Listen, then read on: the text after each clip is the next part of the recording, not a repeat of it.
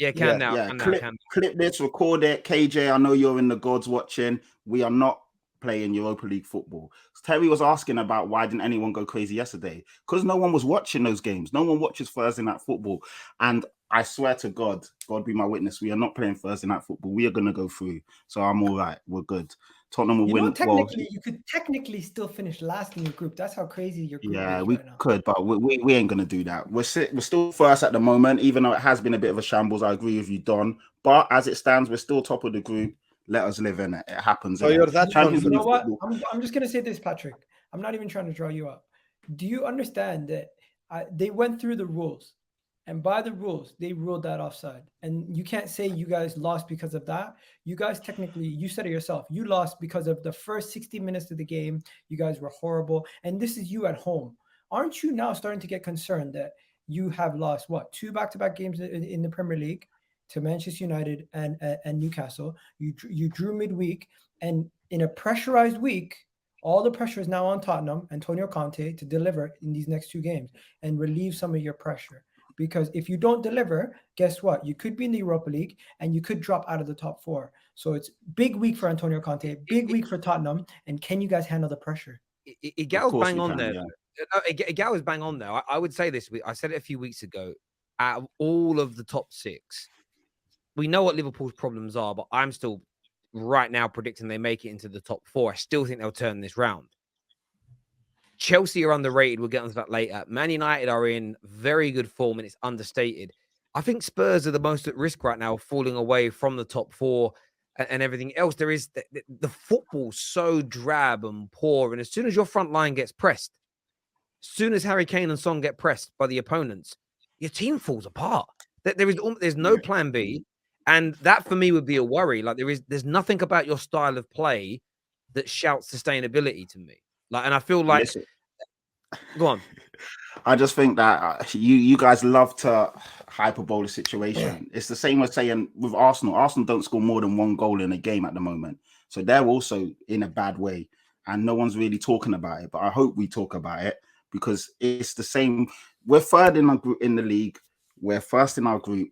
Yes, we're going through a bad patch and a bad run, but we'll be okay. I honestly think we'll be okay. And to be fair, I want you lot to write us off. It makes it easier for us. When you put all this pressure on us, like Arsenal right now, they're first in the league and they have to sustain it. Their football's not sustainable. They're not going to stay first. They're not going to continue. So we'll be all right. Trust me, we'll be okay. No. Igal, just before you stay, I just want to say one thing. Just one second, Sam. He addressed my club. I'm going to address him. Go on, Igal. Go on. Sorry, deflecting, my guy. Stop deflecting away from what you guys are doing. I'm really not. I'm just trying to say, I'm really not. What I'm trying to do is add some context to it and put it in perspective. Because other teams are also, we're saying that Chelsea are underrated and this and that. Chelsea have had their issues. Arsenal definitely have their issues. Ramsdale, again, was all over the place. The difference. And you're conceding goals left, right, and centre. If it wasn't for VAR, it could have been a 5 or 6-0 yesterday, last night. And you had a lot of your first team playing. Get that. I completely get that. So, the let's the difference, what difference is there? Go on. There's a big difference, right? You're still doing well in the league, but the way you guys are playing is horrific. At home, even against teams that you should be beating week in, week out, you're playing terrible. Away from home, you're playing terrible. The Manchester United game was shocking. Let's be honest. Don't even try to lie. That was probably some of the worst football you've seen in years from a Tottenham team. Then you go and at home against Newcastle, the way that you guys perform, your players making consistent errors leading to goals. When you need a goal in the dying minutes, guys like Emerson Royale playing no-look passes out of bounds. You have a team right now who's fundamentally looking like they cannot do anything right in certain games. When it comes to that final third, you can't put strings together. You can't score goals. Some of your best players are off form, like Son. And defensively, we know you have a shocking back line at times. You look at some of those players. Dyer has had up and down form this season. You have a shocking player at right back, and your goalkeeper who's past his best. Your team fundamentally has a lot of issues, but yet you're just trying to compare yourself to other people and ignore the fundamental mistakes. No, I'm not. What I'm trying to do is put some context in it, because Arsenal, they've been lauded all season, but there's also a lot of cracks and flaws in their system and their team. Ramsdale is crap. Let's be honest. And you lot can't score more than 2 goals in a game. So what I'm trying to say, You're Chelsea, deflecting with all again, of my their guy. issues. That doesn't I'm make not Tottenham deflecting. better. I'm just You trying to talking say. about Arsenal doesn't make Tottenham better. But this is the problem. You lot are talking like we're set 17th or 16th in the league. We're actually third, and we're still I'm top of our not. group. So Yes, even as not, bad and I as see you as thinking. bad as it is, we're still okay. Do you know what I mean? And I believe we obviously, yes, we can get better. This is crap football. I agree, and we're not playing well at the moment. But with all that being said, you lot should still actually put some respect on us because we are third in the league, as I keep saying, and we're first in our Champions League group. Like, it's not as bad as you Can I make just say it out one to thing be. on this whole crap football thing? Let me just say one quick thing. First of all, crap football is the most sustainable football. So I disagree with the thought that it's not sustainable because they literally rinse and repeat every single game, defend and try to get a goal, and that's it. So I think it is sustainable. Attacking football is a little bit less sustainable than defensive football. And the second thing I want to say is, Manchester City, I'd say 99% of the people would say they're going to win the league. Spurs are 3 points behind Manchester City. So like people pretending that Spurs They are also in have crisis. a game in hand. No, but bro, we cannot sit here and act like Spurs are in crisis. They're not in crisis. Thank They're you. 3 points Thank behind you. Man City. They're third in the league. And Monster, you're a Chelsea fan. Why are we pretending that Conte plays attacking football? This is him for the last 12 This is where, okay, so there's a difference between Conte at Chelsea and then Conte at Tottenham.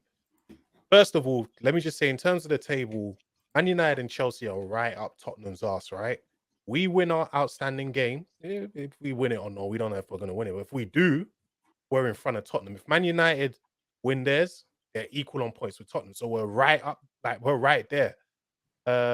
Also, obviously, Arsenal and City have game in hand as well, over Tottenham as well. Another thing as well, the way Tottenham are playing, right? It's different from Chelsea when he was there the first time. Let's say the first season, not the second season, the first season. The first season, he had obviously Hazard, Costa, Fabregas, Matic, Kante. All these guys were just doing their thing. So they were going to outplay their way out of any situation, regardless of Conte was there or not. The second season, which I'm starting to see this season already at Tottenham, is this man is a coward. This man is an utter coward. I have never seen I have. The way this guy is playing so cowardly against any team, sit back and let's hit them on a counter, defending for their lives and hoping at one point they will see an opening. That's not going to last. These players ain't going to buy into that full time. They got to try and convince Harry Kane to stay, right? Are you telling me Harry Kane's going to want to stay with that football? No way. I'm telling you. Give it middle of the season, it's going to capitulate. I put my money on it because the he football stayed this summer, Monster. Huh? He stayed this summer. Why didn't he leave this summer? He knew Conte was going to be the manager. Bro, but he hasn't signed a deal though, has he? No, but they play crap football. Using your logic, if he wanted to leave, he could have left already.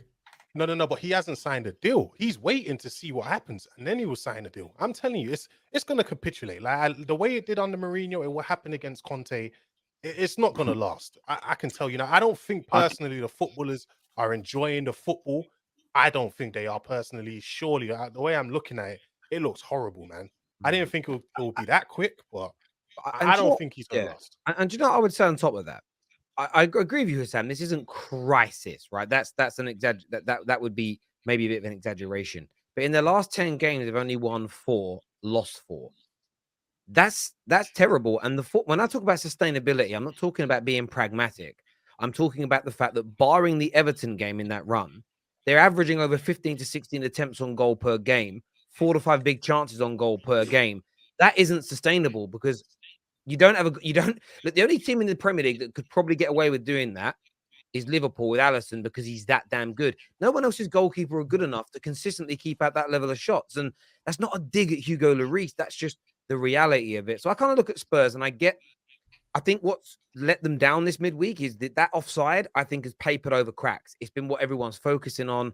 I've seen all the, it's taking the emotion out of the game. VAR's killing football. We don't want lines on the pitch. It's an absolute lie because the only time I believe managers, fans, pundits, when they say that is when the team they don't support or want to win benefits from those decisions and then still calls it out. So if Spurs win tomorrow because of very tight VAR, I expect to see Antonio Conte say, I don't want that win because it took the emotion out of the game for my rivals. You won't. And I think that's where my bugbear is. Like, they're not focusing on themselves here. And there are problems at Tottenham right now. Not huge. I'm not saying the manager's going to walk out the door. But But I think there's very much they're third in the league, so why should we criticize? Listen, Ollie had Man United second in the league. We knew there was problems. We saw there was problems still. And I think with Spurs, I don't think all is well. I don't think it is. Son looking to leave. Like all these things are going on behind the scenes. And I don't know, for me, I think there could be a little bit. Spurs and United are different standard, though. I get that. I'm going to do some super chats here, guys. Sorry about this. Just want to go through this. This is from Miguel. It says, if Spurs end up in the Europa, don't you dare call Conte an elite manager. This is a repeated pattern for him. Horrible in Europe. That is fair. 34% win ratio he's got in Europe, which is mad.